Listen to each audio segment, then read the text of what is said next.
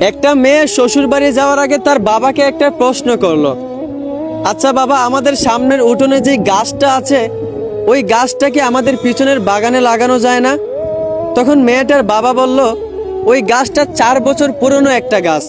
এখন যদি এটাকে অন্য জায়গায় নিয়ে লাগানো হয় তাহলে সেটা নতুন মাটিতে অন্য জায়গায় নিজেকে মানিয়ে নিতে পারবে না, গাছটা মারা যাবে। বাবার এই কথা শুনে মেয়েটা তখন কাঁদতে কাঁদতে বলতে লাগলো, আচ্ছা বাবা, 4 বছর একটা পুরনো গাছ যদি অন্য জায়গায় নিজেকে মানিয়ে নিতে না পারে, নতুন মাটিতে নিজেকে বাঁচিয়ে না রাখতে পারে, তাহলে আমি তো তোমার ঘরে 20 বছর পুরনো একটা মেয়ে। তাহলে আমি কিভাবে অন্যের বাড়িতে গিয়ে নিজেকে মানিয়ে নিব? আমি কিভাবে অন্যের বাড়িতে গিয়ে নিজেকে বাঁচিয়ে রাখবো? মেয়েটার এই কথা শুনে তার পরিবারের সবাই অবাক হয়ে গেল। তার বাবা অজরে খাটতে লাগলো। আসলে আমরা ছেলেরা মেয়েদের জীবনটা যতটা সহজ মনে করি ততটাও সহজ না। মেয়েদের জীবন আসলে অনেক কষ্টের। তাই প্রত্যেকটা ছেলেদেরকে বলবো, মেয়েদেরকে সম্মান করতে শিখেন। ধন্যবাদ।